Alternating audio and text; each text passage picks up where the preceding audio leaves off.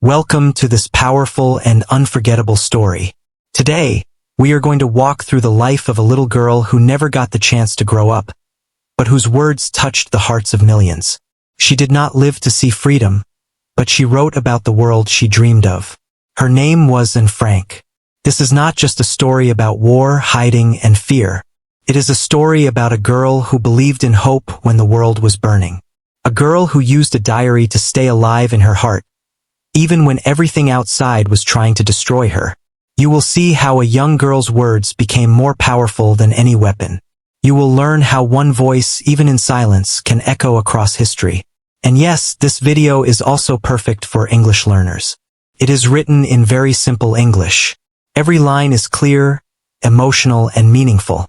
You will feel the story in your heart, and you will improve your English at the same time. Now, let us begin the story of Anne Frank. The girl before the diary. Anne Frank was born on June 12, 1929, in Frankfurt, Germany. She was just like many other girls. She loved to laugh, she loved to talk, and she was always curious about the world around her. Her full name was Anneliese Marie Frank, but everyone called her Anne. She had an older sister named Margot and parents named Otto and Edith Frank. The family was Jewish but not very strict about religion. They believed in education, kindness, and living a good life. Anne's father, Otto Frank, was a businessman. He had served in World War I and was known as a calm, gentle, and thoughtful man. Anne loved her father deeply, and this bond would become very important later in her life. Her mother, Edith, was quiet and proper, and she loved her daughters deeply. But Anne often found it hard to understand her mother, and their relationship was sometimes difficult. Anne and Margot were very different. Margot was calm, serious, and polite, and was energetic, talkative, and always asking questions. She was very intelligent, especially in writing. Even at a young age, her teachers noticed her talent with words, and dreamed of becoming a writer or maybe a movie star, or both. But while Anne was growing, something dark was growing in Germany. In 1933, when Anne was only 4 years old, Adolf Hitler became the leader of Germany. Everything began to change. Hitler and his Nazi party hated Jewish people. They blamed them for Germany's problems and began passing cruel laws. Jewish people were not allowed to attend certain schools. They could not own businesses. They were treated like enemies in their own country. Anne's family felt the danger early. Otto Frank understood what was coming. In 1934, the family moved to Amsterdam in the Netherlands, hoping to find safety there. Anne was only 5 years old when she left Germany. She had to leave her home, her friends, and everything familiar. But in Amsterdam, she slowly began to build a new life. For a while, the Frank family felt free again. Otto started a business that sold ingredients for making jam. They lived in a peaceful neighborhood, and Anne and Margot went to good schools, and made many friends. She was always smiling, always talking, full of energy. She loved books, movies, jokes, and dreaming about the future. Her teachers often said she talked too much, but they also said she was very bright, and knew she did not want an ordinary life. She wanted freedom and adventure. She kept notebooks where she wrote short stories and letters to imaginary friends. Writing made her feel alive. Her dream was to become a famous writer. But once again, the world outside was changing. In 1940, Germany invaded the Netherlands, and was now 11 years old. The Nazis took control, and slowly, life became dangerous again for Jewish families. New rules appeared one by one. Jewish children were forced to leave their schools. Jewish families had to register and wear a yellow Star of David on their clothes. Jews were banned from parks, libraries, and cinemas. Anne and Margot had to say goodbye to their non-Jewish friends. Anne's world became smaller every month.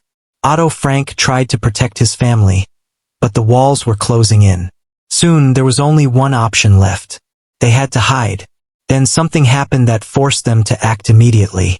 On July 5, 1942, Margot received a letter.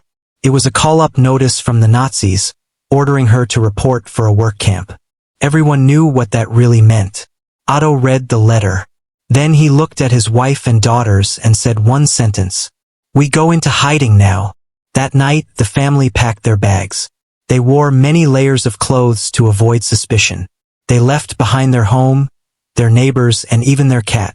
The next morning, the Frank family disappeared. And this is where the real story begins. The secret annex. The family did not go far. Otto Frank had been preparing a hiding place for months, inside the building where his business was located in Amsterdam. Behind a movable bookcase, there was a hidden apartment. This small, dark space became their new home. It was called the secret annex. The annex was not comfortable. It had small rooms, little sunlight, and no escape. They would have to live there in silence for a long time. Anne was 13 years old when she entered the annex. Just weeks earlier, she had received a birthday gift, a red and white checkered diary. She named it Kitty. From that moment on, Anne wrote in her diary almost every day. Those pages would one day tell the world the truth. Soon, other people joined them in hiding. Another family moved in, along with a dentist named Fritz Pfeffer. In total, 8 people lived in the small space. No one could go outside. Windows stayed closed. During the day, they could not flush the toilet or make noise. Even footsteps had to be soft. They were hiding from death. Kind helpers from outside secretly brought them food, books, and news. Without these brave people, they would not have survived. And spent her days reading, studying, thinking, and writing. Her diary became her best friend. She wrote about fear, loneliness, family fights, her love for her father, her feelings for Peter, and her dreams of freedom. She did not just write about events. She wrote about emotions, and believed that words could survive even when people could not. She once wrote that she wanted to live on after her death, and that is why she wrote. For over 2 years, the world outside burned while Anne's mind grew stronger inside. Then, in August 1944, the secret was broken. The annex was discovered. The people inside were arrested and taken away. Anne's diary was left behind. But her words did not die. They would go on to change the world forever. She dreamed of freedom, believed in hope, and poured her heart into pages. And then, in just a few minutes, everything was taken away. That day, Nazi officers stormed the secret annex. They found Anne and Margot, their parents, Peter and his parents, and Mr. Pfeffer. They arrested them like criminals. The brave people who had helped them were also taken away, but later released. And stood there in fear, her body shaking. Her diary lay on the floor. Her life, the life she had shared through words, was left behind. She did not know it yet, but that diary would survive. She would not. After the arrest, the 8 people were taken to Westerbork, a temporary prison camp in the Netherlands. It was not yet the worst place, but it was still cruel and frightening. The rooms were overcrowded. There was no privacy. Guards shouted constantly. Food was cold and dirty. Showers had freezing water. Fear filled the air, especially the fear of being sent east. Everyone knew what east meant. Death. Because they had hidden from the Nazis, and the others were treated as criminals. They were given the hardest work, and had to carry heavy stones. Margot had to move wet mattresses filled with lice. Rats and insects filled the rooms. Every day was loud, dirty, and exhausting. Still, Anne did not give up. She continued to dream. She believed the war would end soon. After about a month, their names were placed on a transport list, the list no one wanted to be on. They were forced onto a crowded cattle train with over 1,000 people. There were no seats, no food, no air, and no light. Only crying, praying, screaming, and long silence. The journey lasted several days. People fainted. Old people died. Children collapsed. And held Margot's hand tightly. Edith whispered to her daughters. Otto stayed calm, trying to protect his family with his presence. When the train finally stopped, the doors opened to Auschwitz. Auschwitz was not a prison. It was a factory of death. There were gas chambers, crematoriums, watchtowers, and electric fences. Guards with guns and dogs shouted orders. Doctors pointed left or right, life or death. Families were torn apart forever. Otto Frank was sent to the men's camp, and Margot and Edith were sent to the women's camp. That was the last time Anne ever saw her father. Life in Auschwitz was pure suffering. Prisoners were beaten for no reason. Diseases spread quickly. There was no soap, no medicine, no kindness. And Margot's heads were shaved. They were given thin prison clothes full of lice. They woke before dawn, stood in the cold for hours, and worked until their bodies hurt. Food was almost nothing, dirty water and a small piece of moldy bread. And became weak and sick, but she tried to stay strong. She comforted other girls, told stories, and tried to make people smile, even in hell.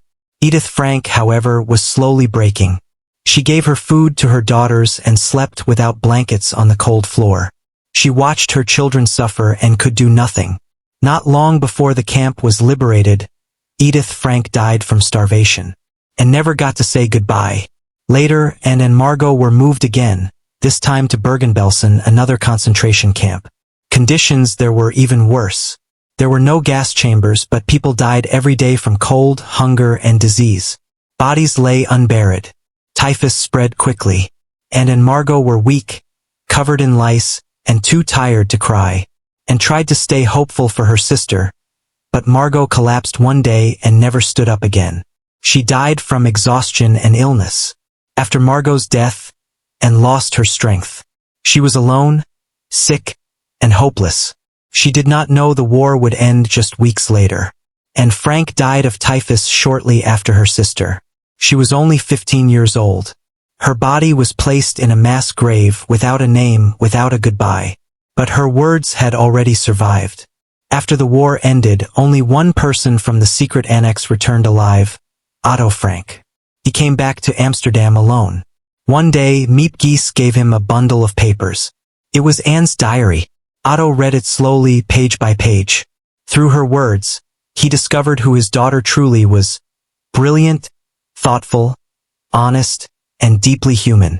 And wrote about fear, hope, growing up, love, anger, and belief in goodness. She once wrote that she still believed people were good at heart. Otto understood then that Anne had not only written a diary, she had written a message for the world. He decided to fulfill her dream. He prepared her diary for publication, staying true to her voice. When it was published, the world listened. And Frank became one of the strongest voices of the Holocaust. Not because she was famous, but because she was honest. She was not a hero with a weapon. She was a girl with a pen. And her pen was stronger than hate. Today, people visit the Anne Frank house to feel her silence, her fear, and her courage. They come not just to learn history, but to feel it. And Frank never grew up. She never lived freely. But her life was not wasted. Her words teach kindness. They warn against hate. They remind us why freedom matters. And once wrote that she wanted to live on after her death. She did. Every time someone opens her diary, Anne Frank lives again. Every time someone chooses kindness over hate, her voice wins. Her body was destroyed, but her voice survived. And it always will.